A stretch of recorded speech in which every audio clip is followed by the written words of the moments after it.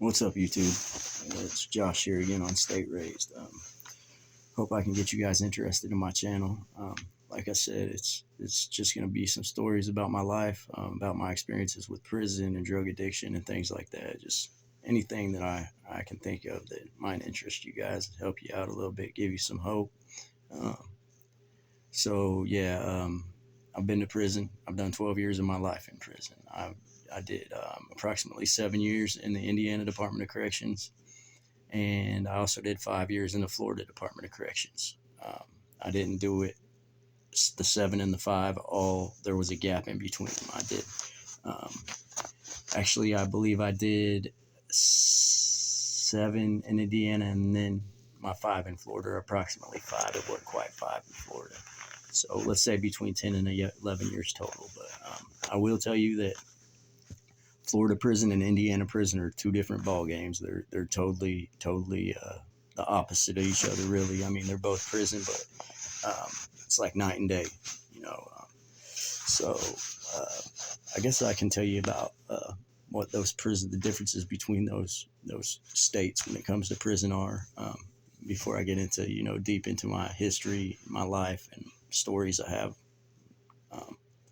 But yeah, so Indiana prison was the first prison I went to. Indiana, oh yeah, shout out to 1090 Jake. He's been a big inspiration to me, man. I watch his videos a lot. There's some other prison channels I watch too, but K Frog, yeah, shout out to K Frog. That's my guy right there. Him and 1090, they both got some real spill, and even shout out to Pino. Pino's got some good shit too. Shout out to Lockdown 23-1. Yeah. So, but anyways, Indiana prison. Okay, Indiana prison. They have, like, when you leave the county jail and you go to what they call RDC there, which is your Reception Diagnostic Center. It's where they get you ready to go to your main permanent camp, where you'll do the remainder of your sentence. You might, everybody complains because their stay at RDC is usually the time is indefinite. I shouldn't say it's indefinite. That makes it sound like it lasts forever, but you're not sure if you'll be there for a week getting processed or if you'll be there for a month. I think I've even heard of people being there up to 2 or 3 months before. I've been through there 3 times because, I'll get into it, but I actually left prison, came back, got transferred from other prisons and had to go through there. But anyways, and right now it's not really fresh in my memory. I'll have to really think about it before I can explain the whole process I went through to you. But yeah, RDC I left the county jail. I remember the first time I went to RDC, I was taken to RDC by officers from our county, actually. Prison, I don't think, came and picked me up that time, but they do come pick you up sometimes, and sometimes the county sheriff from whatever county you're in will transport you themselves. So the first time I was there, it's been so long ago because I was I think in my early 20s when I went through there the first time. But I just remember being very anxious and nervous about what prison I would go to because we got some pretty treacherous prisons in Indiana. But every state does, and then while you're in the county jail, you hear them horror stories about, oh, this happened. Like, we got a place called Westville, which is notorious for violence. It's right up by Chicago. It's like in the very top section of Indiana. It's by Chicago, Illinois, and Gary, Indiana. So you can just imagine the amount of gangbangers that are in there. It was so bad to where even COs were gang members. And that's not always bad. Sometimes it works to your advantage because they're willing to do more for an inmate, as far as bringing things in, contraband, whatever, willing to help you out, because they kind of, even though they got a job as the CO, they've seen or they actually live the same type of life you were living out there, so they kind of can see your side of it, and they're more inmate friendly, should I say, especially to their fellow gang members. And my first night at RDC, I remember it just being real loud, because it's like 3 tiers, and of course the front of your cell's open, it's bars, so you can hear everybody down the whole range on all 3 tiers, and they're screaming and yelling all night because RDC is actually really, you can call it 24-hour lockdown. You do get out. I can't remember if it was every night or just certain nights of the week to go watch a movie in the day room, and then you go watch a movie for an hour and you're right back in your cell. Other than that, they let you out like every other day to take a shower, and you're just like that, living like that until you're processed and go through, your psych evaluation and you get blood tests drawn and all that.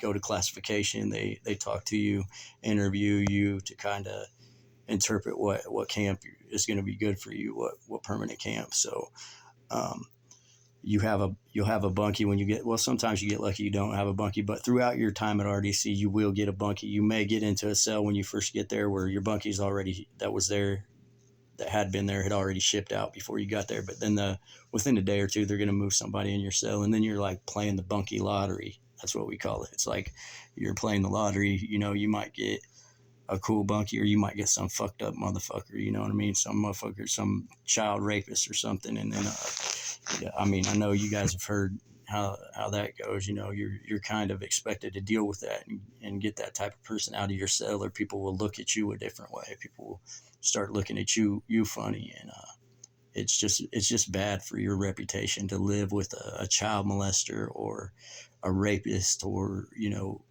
and nothing against homosexuals, but even a homosexual, that's just how prison is. Um, so me, I can't really. I think I remember a couple of my bunkies that I had on my few times I went through RDC, and I never really had a bad bunkie that I can remember there. I always got along with my bunkies. None of them had, as far as I know, one of them funny charges. You know what I'm saying? So on that tip, I was pretty cool. I just remember too being really hungry at RDC because you just got shipped from the county jail, and it takes a while for your money to catch up with you. If you had money in the county jail, they'll send it by check or however, the wire or whatever, however they go about that, they'll send it, but it'll take weeks to catch up with you. So if you don't have somebody on the outside who will immediately send money to your books at RDC, then you're kind of screwed until your money catches up with you. And I remember that I didn't have anybody out there sending money to me, and I don't even know if I had any money at the time that was coming with me. I just remember being in there, when you sit in a cell for approximately 24 hours a day, you get so bored that all you can really think about is food. You want to eat.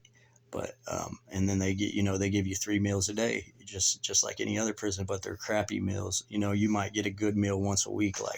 Like K-Frog was saying down in Florida, they give you chicken once a week, which I remember that. And I think it's once a week. It might've been twice a week down there, but I think it's just once a week down there. Up here in Indiana, I believe, if I remember right, it's like once a month, maybe once every 2 weeks or 3, but I know it's not every week. And but we do have Chicken Day in Indiana too, and that's probably one of your best meals. You can sell that chicken, whatever. Not necessarily at RDC, because again, you can't. It's hard to sell something when most people in there don't have no commissary, so they ain't got nothing to buy it with. So. Um, and, a big thing that I seen people used to do was steal from the kitchen, because you still can get a kitchen job while you're at RDC waiting to go to your main camp. But as soon as they catch you stealing something, they'll fire you. But a lot of people don't care. They're so hungry. Like, I never was able to get a kitchen job, and I don't know if it was because I have violent charges on my record or what, but they wouldn't let me work in the kitchen. It could have been my charges. I have theft charges. I don't know. I'm not really sure what keeps you from working in the kitchen there, but I know I requested to work in the kitchen at RDC multiple times and never could get a job there. But but I did have some buddies that I knew either from the streets, or I think one of my bunkies got a job in the kitchen. He would steal stuff and bring it back to our cell, and he'd look out. You know what I mean? But yeah, I just at RDC I remember, and then I remembered the anxiety of, like I said, just sitting and wondering what camp am I going to go to. Especially, this was mostly my first time that I went through RDC, because I'd never been to prison before. I'd heard a lot of stories, but I didn't know what to expect, really. I just knew that Westville was considered a very violent place. That's where I heard the most horror stories about. Then you've got Michigan City, which I knew I wasn't going to, that's Indiana State Penitentiary. I knew I wasn't going there because my charges weren't serious enough. I didn't have enough time. My security level wasn't high enough. Then there was Pendleton behind the wall, which is also a higher security facility, and you have to have loads of time to go to that facility, or have a high security level. Like you've been to prison before and got in trouble a lot.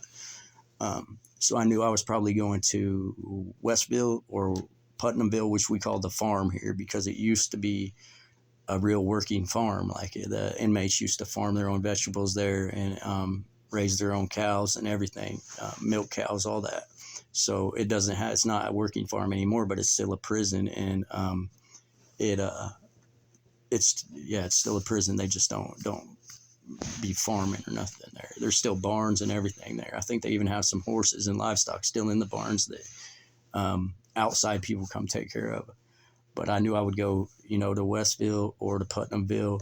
Then there was a couple other ones like Branchville and Miami is another facility. But I just knew that Westville was one that they would send people to that were first-time offenders at the time. Like it seemed to teach them a lesson, you know what I mean? So I thought I'd go there because of that. Putnamville, which is the farm, I had a good chance of going there because it was close to where I lived in Indiana, and they do that so that you can get visits.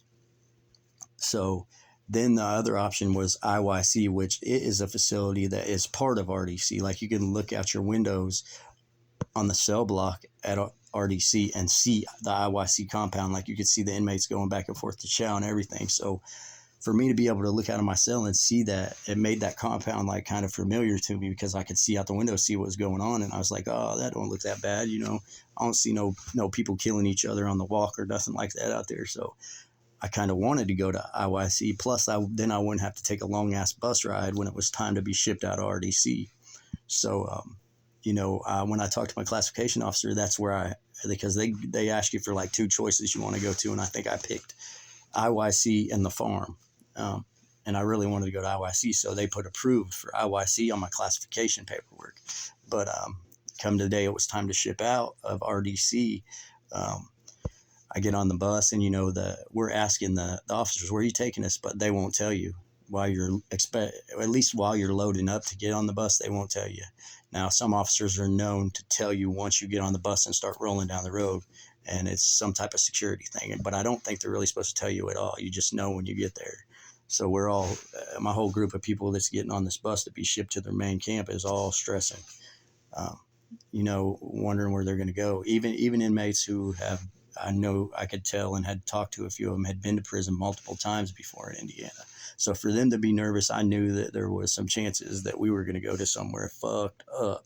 So we get on the bus, and finally, as the bus is taking off, the officer stands up by the cage because he's in the front of the bus on the other side of the cage, and he says, all right, men, y'all are headed to West Vegas, which that's their code. That's like their nickname for Westville Penitentiary. And everybody on the bus, I mean, I never seen so many people look so depressed in my life. And when I seen that, and it was people who had been to prison in Indiana multiple times, and they were just like somebody just sucked any hope out of them or any life they had when they heard that, and they just hung their heads down and were shaking their heads, and it just was a depressing scene. I knew that I was in for some shit.